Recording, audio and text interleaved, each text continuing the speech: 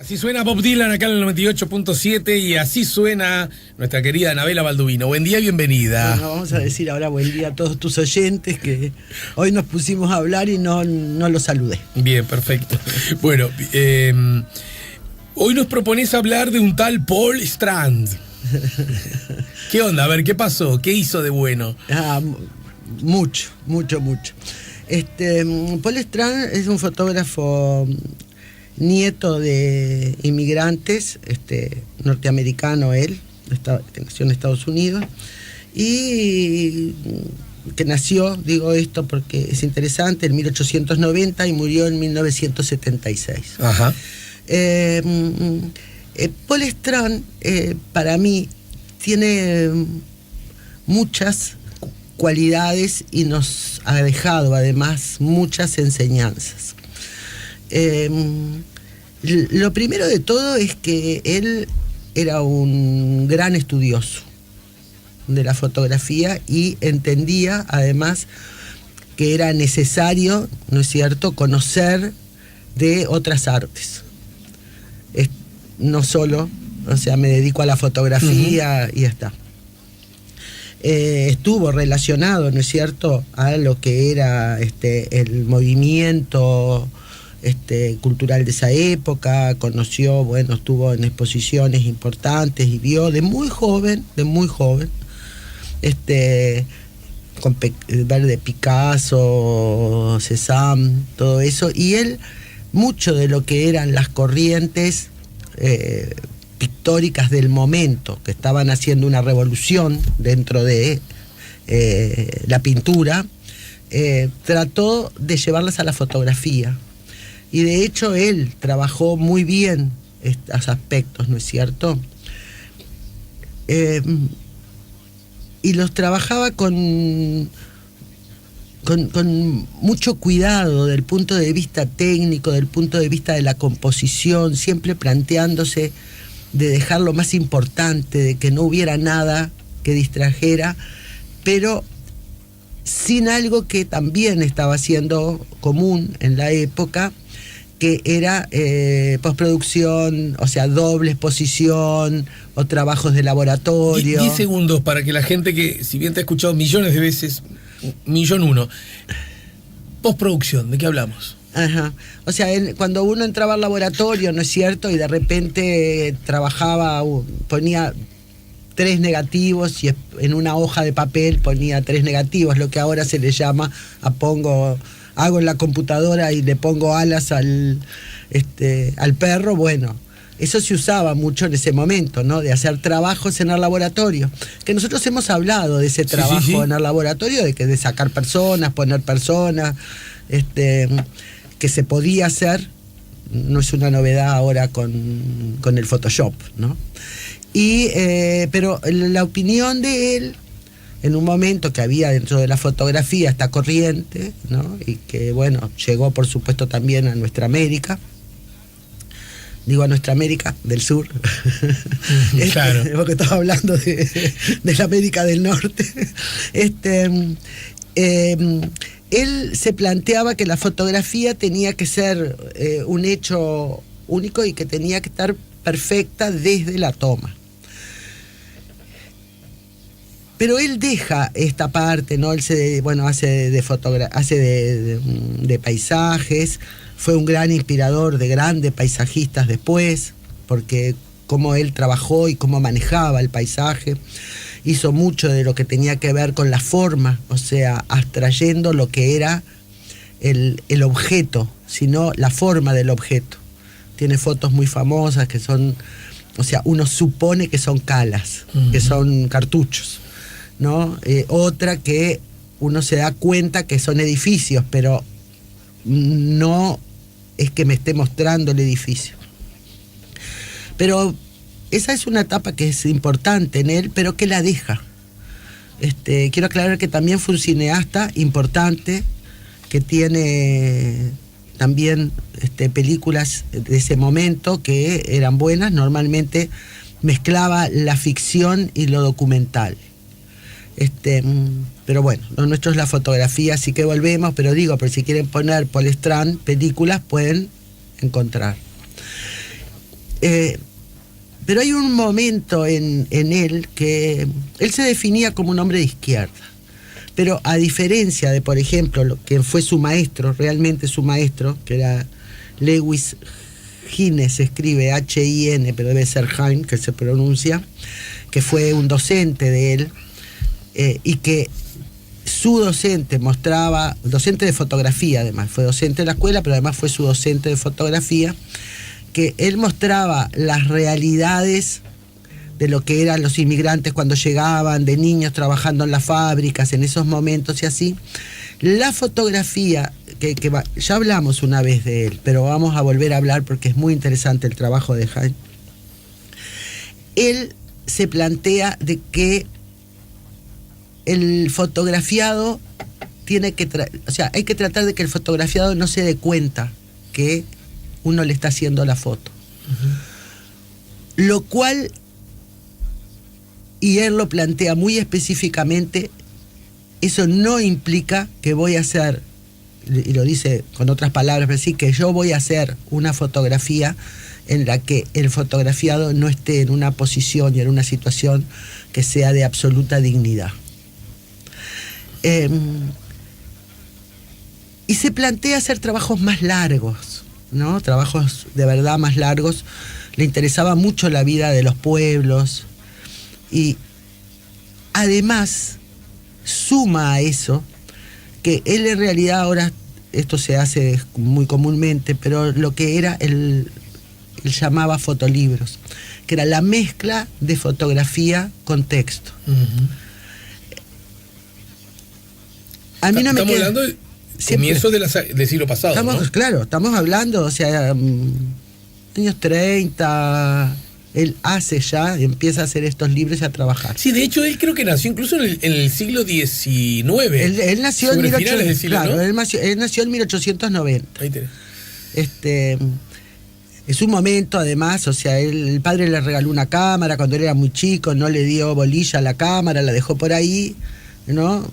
Se cambió para otra escuela y se encontró con este docente, con Hine, que además, aparte de eso, le daba a los estudiantes que querían clase de fotografía.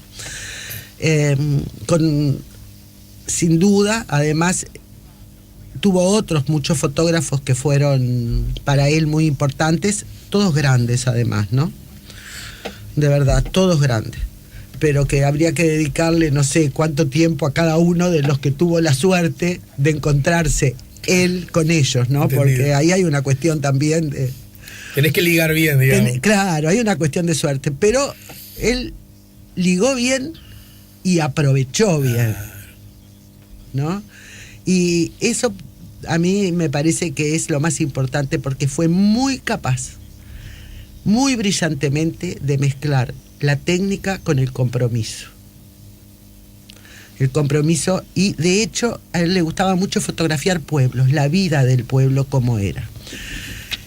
Que están en esos libros, ¿no? Esos libros que desgraciadamente no son tan fáciles de conseguir y si uno los consiga cuestan de $300 para arriba, ¿no?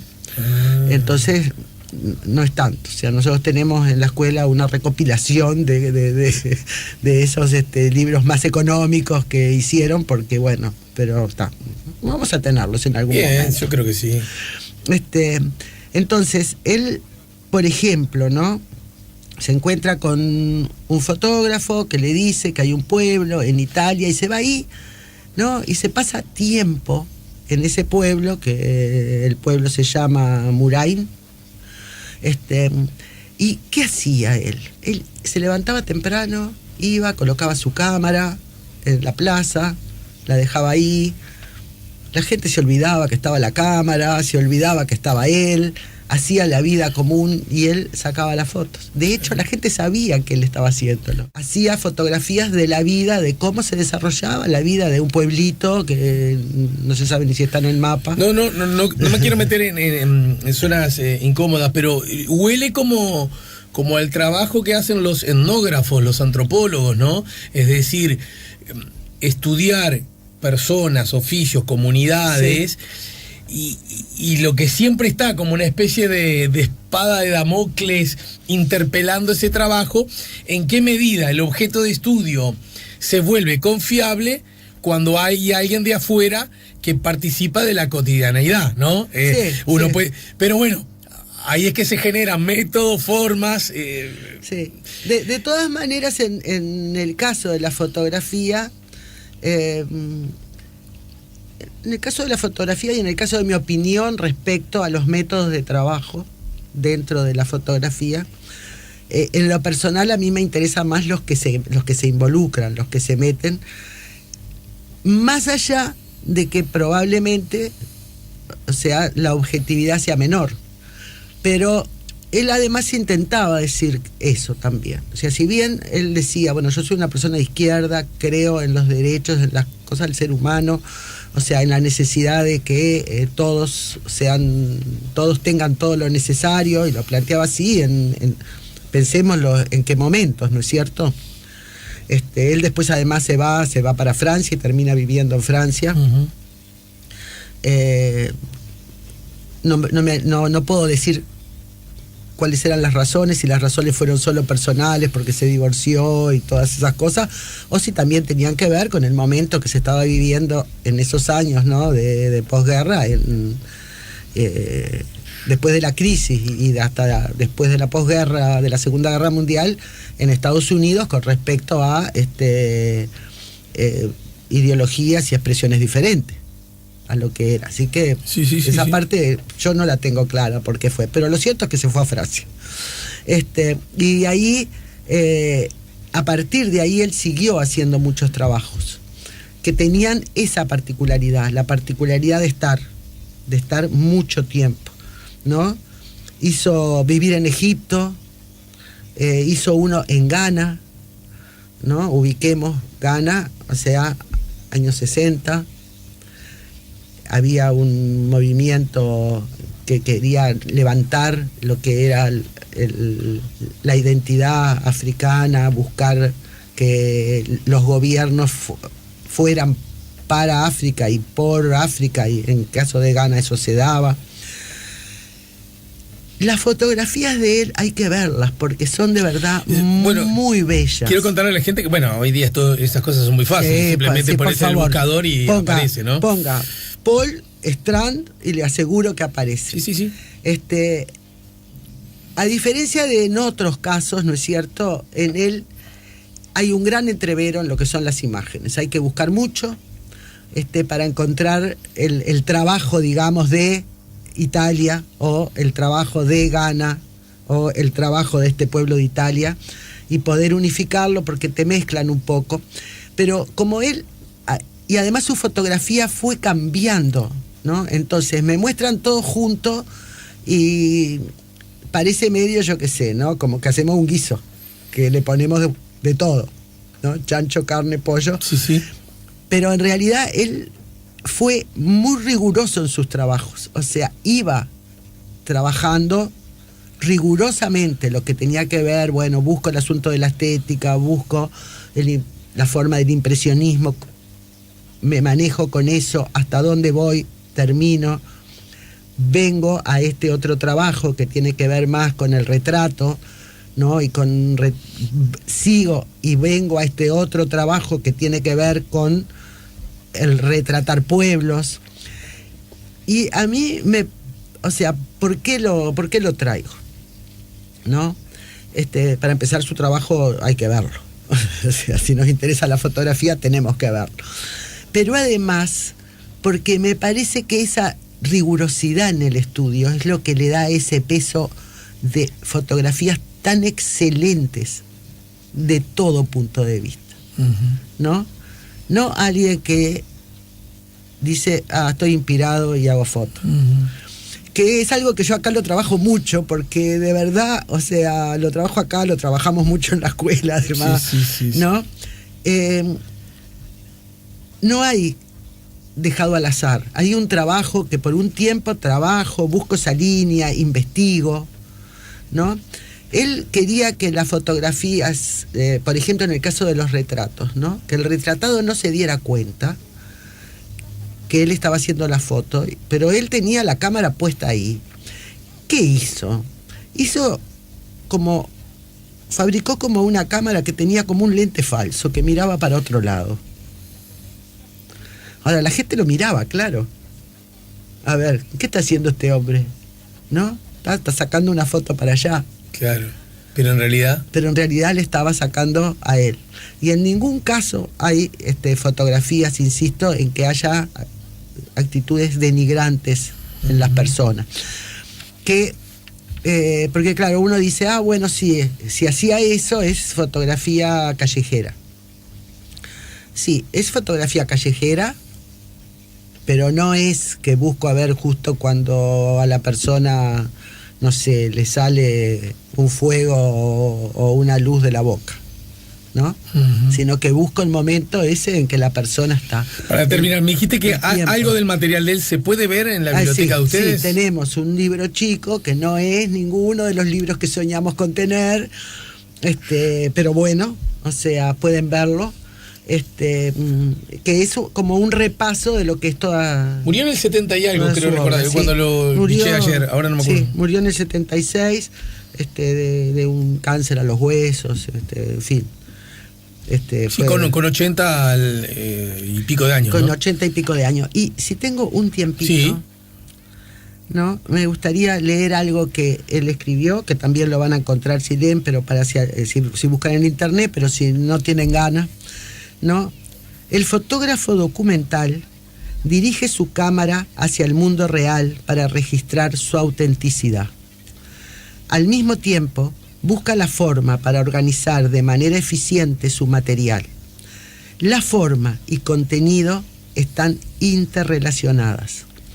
El problema principal es encontrar una forma que represente adecuadamente esa realidad. Claro.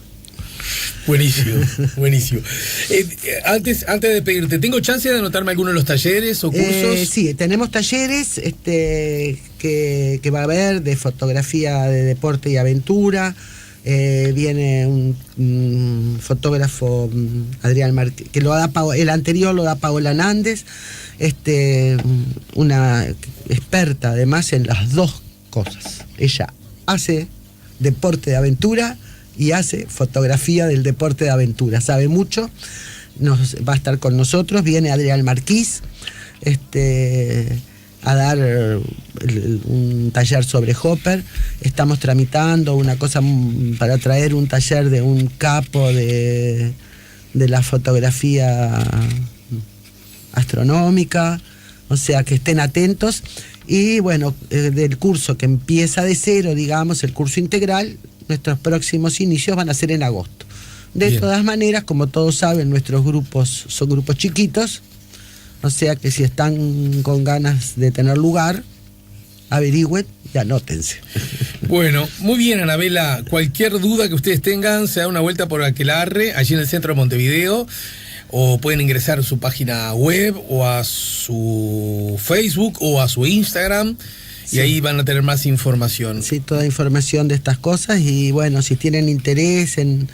Nosotros tenemos muchos libros. También hay muchos libros, quiero decir, en el Centro de Fotografía, que tiene una biblioteca interesante.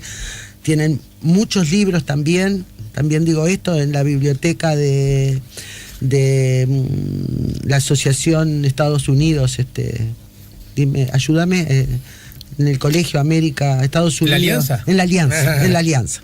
También hay muchos libros de fotografía. ¿Cómo no? Que capaz, o sea... Paraguay y Soriano. Que capaz que ellos pueden ahí encontrarse una de estas maravillas. Creo que los $300 para ellos es bastante menos que para nosotros. Bueno, muchas gracias, Anabela. Bueno. Ya volvemos con La Mañana en Camino.